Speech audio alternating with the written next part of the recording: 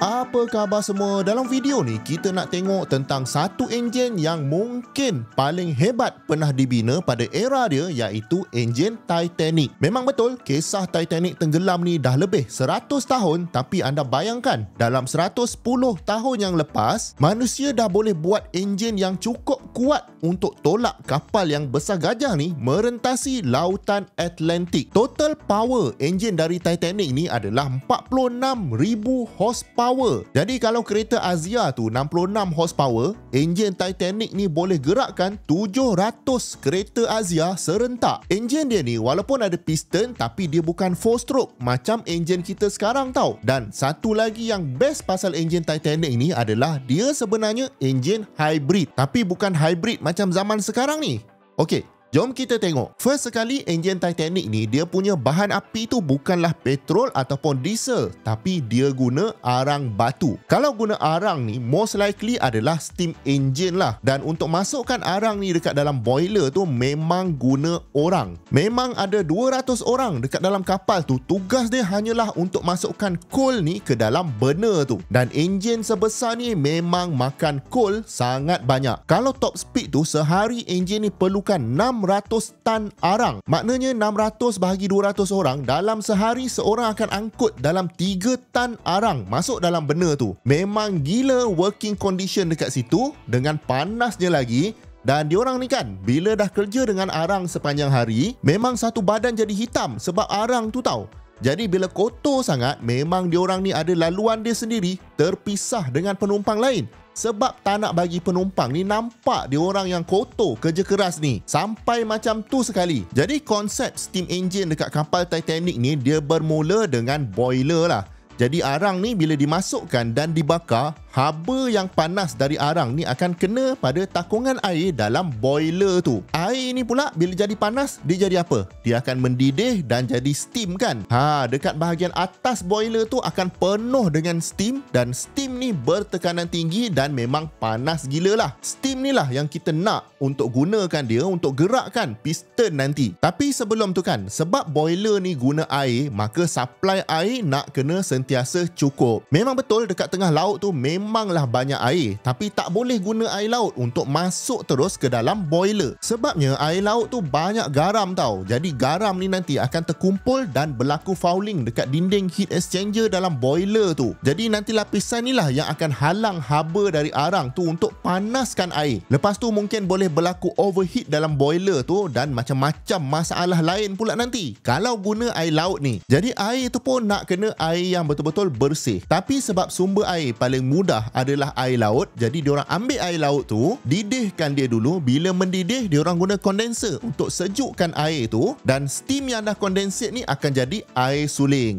Ingat lagi tak proses penyulingan ni masa belajar sains dulu? Jadi air suling ni lah yang diorang gunakan untuk masuk dalam boiler nanti. Kalau ikutkan, boleh je air ni buat minum untuk passenger, tapi air minum passenger ni diorang ada sistem lain. Jadi air suling ni boleh guna purely untuk boiler room. Okey, bila air ni dah jadi steam, steam tu pun akan dialihkan ke piston dekat enjin kapal tu. Piston ni kalau korang nak tahu sangatlah besar, dan panjang conrod dia dalam 3 tingkat bangunan. Di celah-celah conrod ni memang ada laluan untuk engineer dengan greaser lalu untuk pastikan movement dia sentiasa smooth. Jadi technically, siapa yang lalu dekat laluan ni basically lalu dalam enjin Titanic lah. Memang besar structure dia. Enjin steam yang diorang guna ni specifically dipanggil reciprocating engine, yang mana steam ni dia masuk dalam satu chamber lain dan ada valve yang akan buka tutup untuk masukkan steam ni ke tempat yang betul untuk membolehkan piston ni bergerak naik dan turun. Dan yang menarik enjin Titanic ni adalah bila satu piston contohnya dah habis dah guna steam tu, sebenarnya steam tu masih lagi panas dan masih ada pressure yang tinggi.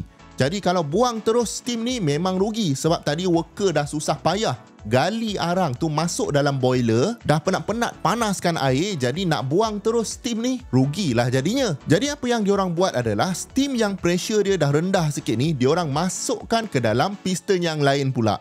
Dan bila piston kedua ni dah guna steam ni, pressure dia pun dah makin kurang. Diorang masukkan steam yang tekanan rendah ni dekat piston ketiga pula. Jadi pendek kata, ada piston yang high pressure, ada piston yang low pressure, dan paling penting, semua steam ni betul-betul digunakan sampai pressure dia dah habis. Tapi even sampai dah settle lalu semua piston pun masih ada sebenarnya steam pressure yang available. Dan untuk guna juga steam yang dah low pressure ni, last kali diorang masukkan steam ni ke dalam turbine engine. Ini yang saya sebut tadi, enjin Titanic ni technically adalah enjin hybrid. Satu pakai piston, satu pakai turbine. Memang ramai tak tahu pasal ni, dan kalau anda dah tengok sampai sini, sekarang anda dah masuk dalam golongan yang tahu. Kira dia ada dua enjin lah. Yang pertama tadi adalah reciprocating engine dan satu lagi adalah turbine engine. Itu yang hybrid tu. Yang enjin piston tadi drive dua propeller shaft dekat kiri dengan kanan belakang kapal tu, dan steam engine drive satu shaft dekat tengah-tengah. Sebab itulah enjin Titanic ni bukan setakat besar gajah, tapi sangat canggih pada era dia.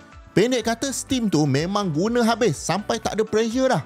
Jadi sistem macam ni memang cekap. Dan akhirnya steam tu masuk dalam kondenser balik, dan dia akan terkondensasi jadi air balik, dan air ni masuk semula ke dalam boiler untuk dipanaskan semula oleh arang tadi untuk jadi steam balik. Jadi itulah kitaran dia. Bila air tu kurang, dia akan tambah baliklah dengan air suling tadi.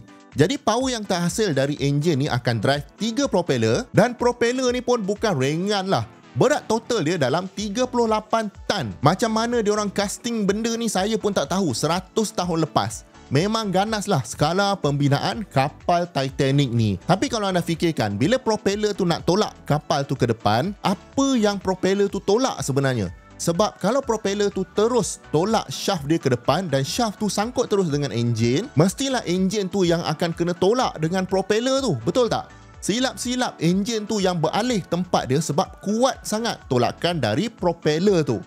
Untuk overcome axial load ni lah diorang pasang satu alat yang dinamakan thrust block. Maknanya thrust dari propeller tu akan ditanggung oleh badan kapal instead of enjin tu sendiri. Kalau zaman sekarang, benda ni equivalent dengan thrust bearing lah. Dan bila sebut pasal enjin ni, saya yakin yang setiap pemilik kereta dekat Malaysia ni tak nak kena scam atau kena tipu dengan maklumat-maklumat pasal enjin ni. Jadi nak tak nak, pemilik kereta sendiri kena ada ilmu pasal enjin ni supaya tak mudah kena kelentong, dan mudahlah anda nak jaga enjin anda sendiri supaya tahan lama. Jadi untuk bantu anda, saya gunakan apa yang saya belajar tentang enjin waktu saya buat PhD di Imperial College London dulu untuk bina satu online course yang diberi nama Kursus Enjin Zero to Hero. Kursus ni online saja, semua video saya dah rekod, jadi anda boleh tengok dekat mana-mana dan pada bila-bila masa saja. Bahasa pun memang dalam bahasa mudah, bahasa Malaysia, dan ada lebih 50 video dan 6 jam konten untuk anda layan bila-bila masa pun boleh, dekat mana-mana pun boleh. Segala sistem enjin, segala komponen enjin saya ceritakan dalam kursus ni. Even saya beli sebiji enjin Honda Jazz dan leraikan dia. Lepas tu saya explain satu-satu komponen ni untuk bagi anda lebih mudah faham. Segala tahyul pasal enjin pun saya ceritakan sekali, dan mungkin paling penting, cara sebenar yang anda boleh buat untuk pastikan enjin anda tu tahan lama. Kalau anda join, akses untuk kursus ni anda akan dapat sampai bila-bila, jadi anda boleh tengok banyak mana pun anda nak tengok. Dan kalau anda berminat, link untuk join saya letak dekat bawah. Okey, jom kita sambung.